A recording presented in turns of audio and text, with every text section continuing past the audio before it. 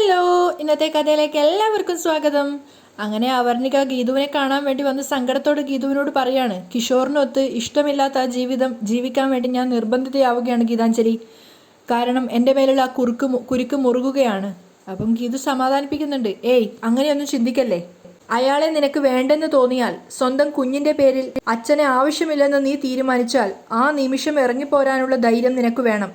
അത് കേട്ടതും അവർണിക പറയുന്നുണ്ട്, ധൈര്യം ഇല്ലാഞ്ഞിട്ടല്ല, കുഞ്ഞിൻ്റെ അച്ഛനെന്ന സെൻറ്റിമെൻറ്റ്സ് വിചാരിച്ചിട്ടുമല്ല. പിന്നെ ഡാഡിയെ ഓർത്ത്. ഡാഡി വെറും ഒരു പാവാ. ബാംഗ്ലൂരിലെ സ്വത്ത് മുഴുവൻ വിറ്റ് കടം തീർത്തതിന് ശേഷം ഒരു 10 കോടി രൂപ ബാക്കിയുണ്ടായിരുന്നു. അത് മുഴുവൻ ഡാഡി എൻ്റെയും കിഷോറിൻ്റെയും പേരിൽ ഫിക്സഡ് ഡിപ്പോസിറ്റ് ഇട്ടു. താമസിക്കുന്ന വീടും ഞങ്ങളുടെ രണ്ടുപേരുടെയും പേരിലാ. അത് കേട്ടപ്പോൾ ഗീതു ചോദിക്കുന്നുണ്ട്, നിങ്ങൾക്ക് രണ്ടുപേർക്കിടയിൽ പൊരുത്തക്കേടുകളുണ്ടെന്ന് നിനക്ക് രഘുറാം സാറിനോട് പറയാൻ പാടില്ലായിരുന്നോ?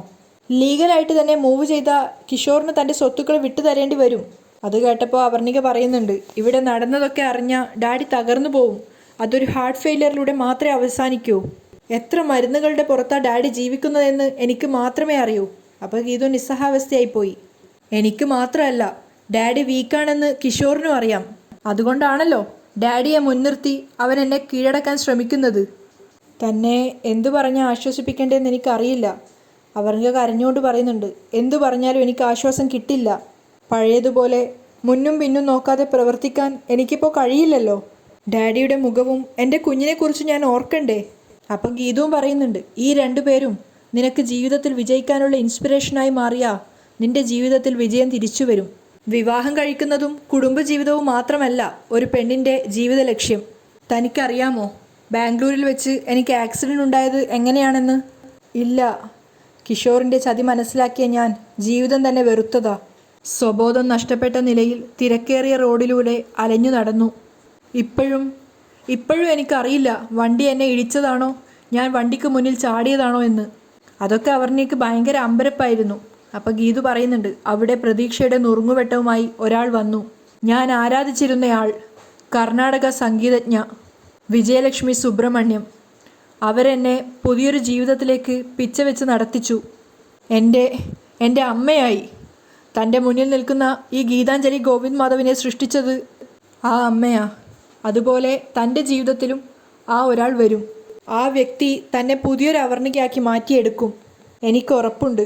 കാരണം നമ്മളാരും ആർക്കും ഒരു ദ്രോഹവും ചെയ്തിട്ടില്ലല്ലോ. കഴിയുന്നത്ര സഹായിക്കാനല്ലേ ശ്രമിച്ചിട്ടുള്ളൂ.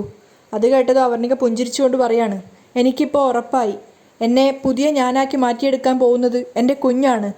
ഇനി ഞാൻ ഫൈറ്റ് ചെയ്യും. എനിക്ക് ജയിച്ചേ പറ്റൂ. അവർണിക പൂർണ്ണ സംതൃപ്തിയോടുകൂടിയാണ് അവിടുന്ന് പോകുന്നത്.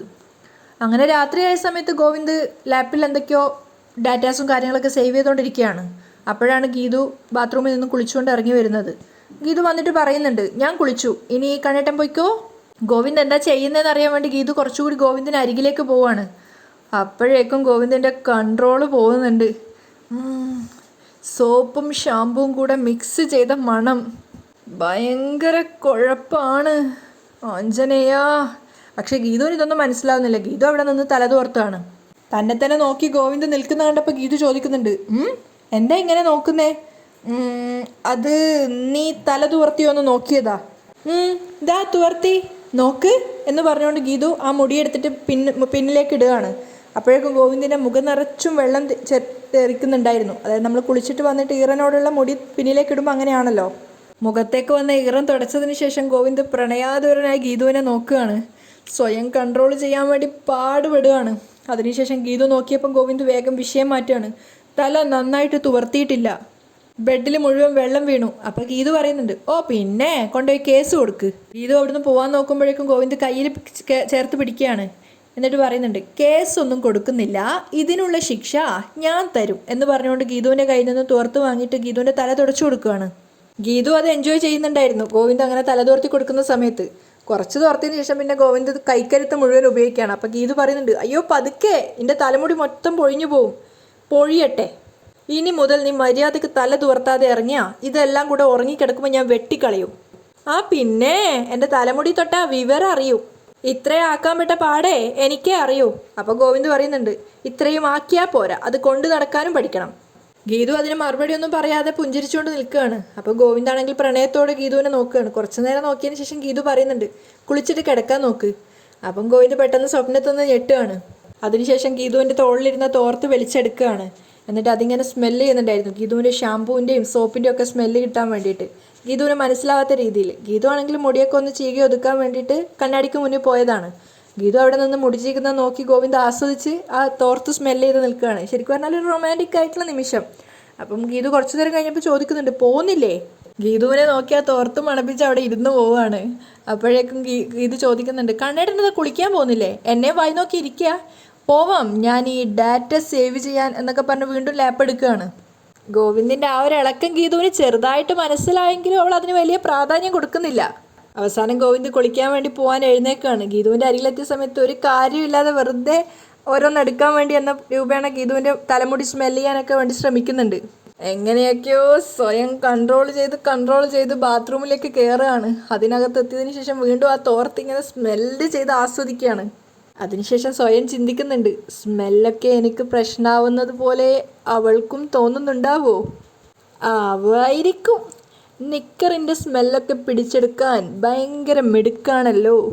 അതിനുശേഷം ഗീതു വെച്ച് സോപ്പ് എടുത്തിട്ട് സ്മെല്ല് ചെയ്യാണ്. എന്നിട്ട് സ്വയം ചിന്തിക്കുന്നുണ്ട്, കൂടുതൽ സോപ്പെടുത്തും ഷാമ്പൂ ഒക്കെ എടുത്ത് കുറേ സമയം എടുത്ത് കുളിക്കാം.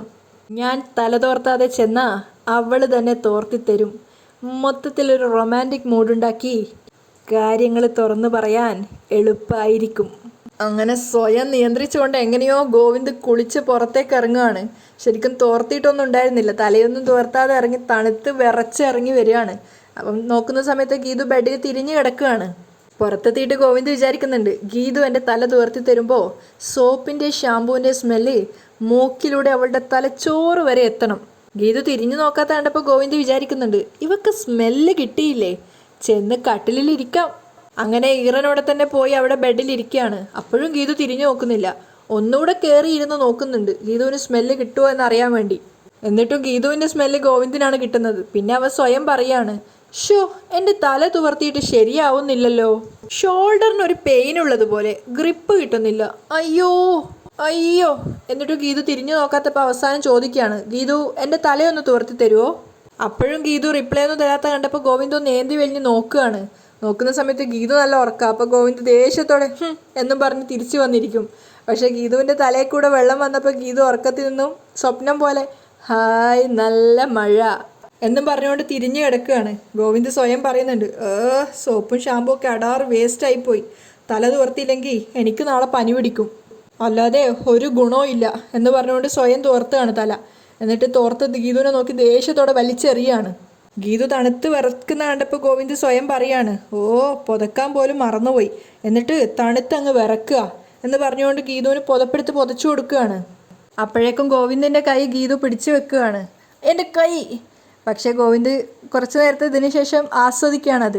പിന്നെ ഗീതുവിൻ്റെ തലയിൽ കൂടെ ഇങ്ങനെ തലോടുകയാണ്. ഞാൻ തലോടുന്നത് ഇവൾ അറിയുന്നേയില്ല.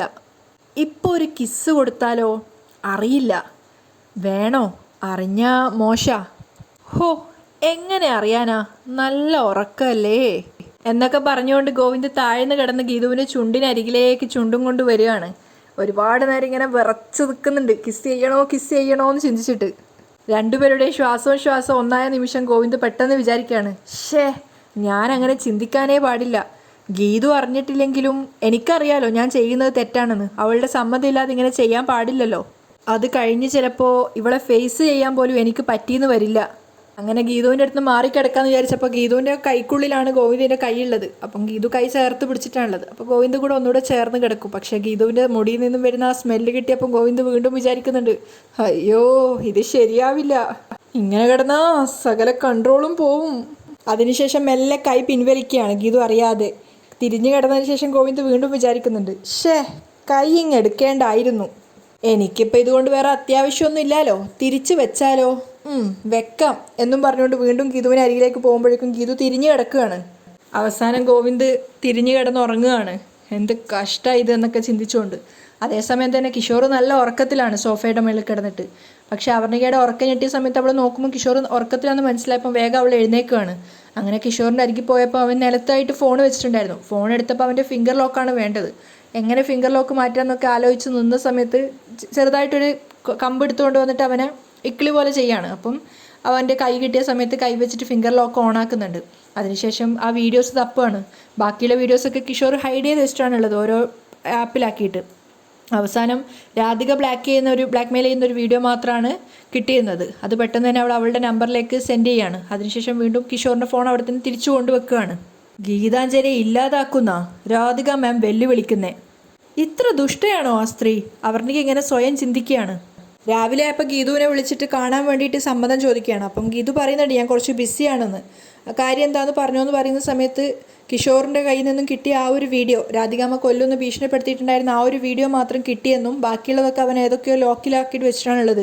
ഇത് രാധികാമ്മയെ ഭയപ്പെടുത്താൻ വേണ്ടി ബ്ലാക്ക്മെയിൽ ചെയ്യാൻ വേണ്ടിയിട്ട് അയച്ചു കൊടുത്തതുകൊണ്ട് അവൻ്റെ ഫോണിൽ തന്നെ ഉണ്ടായിരുന്നു, അങ്ങനെ കിട്ടിയതെന്നൊക്കെ പറയാണ്. അപ്പോൾ ഗീതുവിന് ഭയങ്കര സന്തോഷമാവാണ്.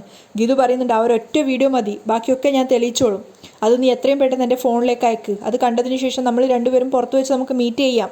അപ്പോൾ അവർണികയും പറയുന്നുണ്ട് അന്ന് ഗസ്റ്റ് ഹൗസിൽ വെച്ചിട്ട് തന്നെ രാധിക മാം ജസ്റ്റ് എസ്കേപ്പ് ആയതാ, ഈ ഒരു പ്രാവശ്യം നമുക്ക് അവരെ കൊടുക്കാൻ സാധിച്ചിരിക്കണം. അപ്പം ഗീതു പറയുന്നുണ്ട് ഇന്നാണ് രാധികാമ്മയ്ക്ക് ഇവിടെ അറക്കലുള്ള അവസാന ദിവസമാണ്, ഇന്നത്തോടെ ഞാൻ രാധികാമ്മ ഇവിടുന്ന് കെട്ടിക്കും. സത്യത്തിൽ ഓരോരുത്തരും എന്തൊക്കെയാണെന്ന് ഭീഷണി മുഴക്കിയതെന്ന് എനിക്കിപ്പോൾ ഓർമ്മയില്ല, ഗീതു പറയുന്നുണ്ട്. അപ്പം അവർണിക പറയാണ് വീഡിയോ ഞാൻ അയക്കാം, സത്യത്തിൽ രാധികാമ്മ പറയുന്നത് കേട്ടാ ഗീതാഞ്ജലിയുടെ രക്തം തിളക്കും, അപ്പോൾ എല്ലാത്തിനെയും പുറത്തേക്കാനുള്ള വീര്യം ഒന്നുകൂടെ കൂടും, അതുകൊണ്ട് ഇനി രാധികാമ്മ അവിടെ തുടരാൻ പാടില്ല. അവർണിക ഒരുപോലെ തന്നെ കൂടെ നിൽക്കുകയാണ്. ഗീതു അത് സപ്പോർട്ട് ചെയ്യുന്നുണ്ട്. അങ്ങനെയാണ് ഇന്നത്തെ എപ്പിസോഡ് വൈൻഡപ്പ് ചെയ്യുന്നത്.